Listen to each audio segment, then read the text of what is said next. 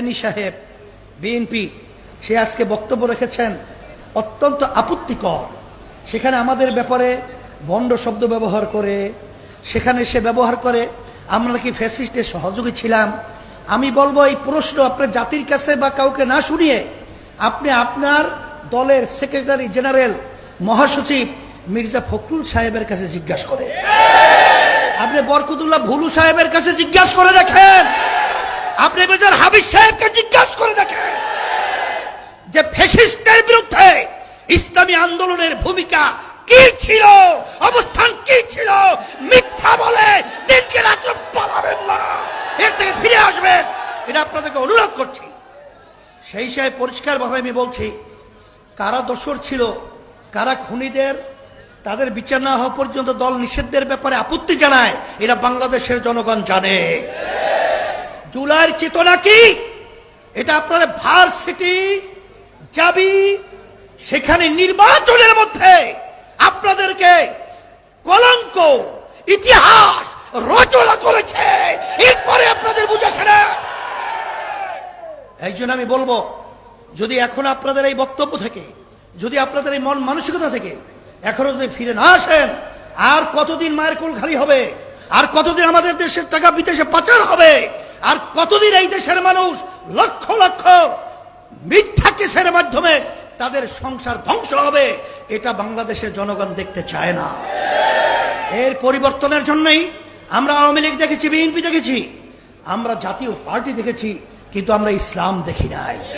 যে দেশের ভিতরে ৯২% জনের মধ্যে মুসলমান বসবাস করে, সেই দেশের মুসলমানদের চাহিদা হলো ইসলামী নীতি আদর্শের সাথে জড়াইয়া থাকা, সাথে সাথে অন্য জাতিরাও ইসলামকে এর জন্য গ্রহণ করবে, কারণ জান মাল ইজ্জতের নিরাপত্তার গ্যারান্টি হলো সেই নীতি আদর্শের নাম হলো ইসলাম। প্রায় ৯২টার মতো দেশে পিআর পদ্ধতি রয়েছে। অনেকে বিভিন্ন প্রশ্ন করে, নেপাল বিভিন্ন জায়গায় পিআর পদ্ধতি ভঙ্গুর সরকার তৈরি হয়। আমরা বলবো যে যারা পিআর অ্যাপ্লাই করেছে তারা এই পিআর থেকে কি কোনো দেশ ফিরে আসছে? আসে তো নাই।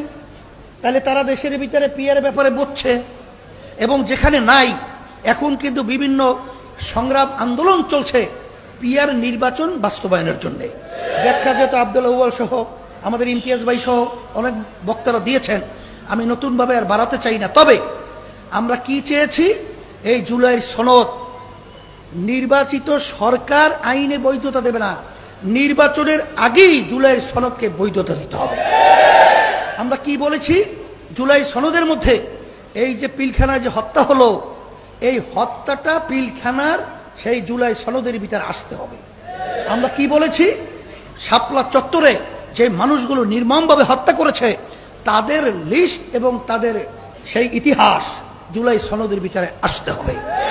আচ্ছা, জুলাই সনদের ব্যাপারে যদি এখানে আইনি ভিত্তি বা স্বীকৃতি তৈরি না হয়, যারা জুলাই অভ্যুত্থানে আমরা রাস্তায় ছিলাম, বর্তমান সংবিধান অনুযায়ী যদি বিচার হয়, সেখানে কিন্তু এক পর্যায়ে ফাঁসি পর্যন্ত ওই আইনে লেখা আছে।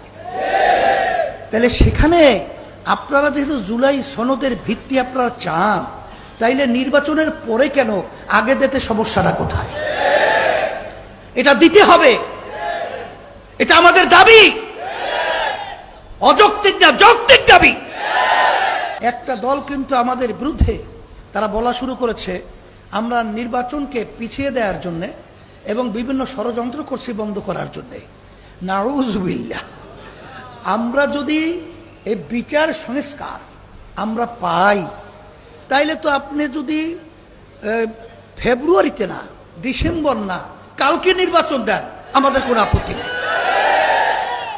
কিন্তু এতগুলো মানুষ জীবন দিল, এতগুলো মা সন্তান হারালো, এতগুলো মানুষ পঙ্গু হলো, এতগুলো মানুষ চক্ষু হারালো, তাদের একটা চেতনা নাই, তাদের একটা চাহিদা নাই যে এই দেশের মধ্যে মৌলিক রাষ্ট্রীয় সংস্কার হবে এবং খুনিদের বিচার হবে এবং টাকা পাচারকারীদের বিচার হবে।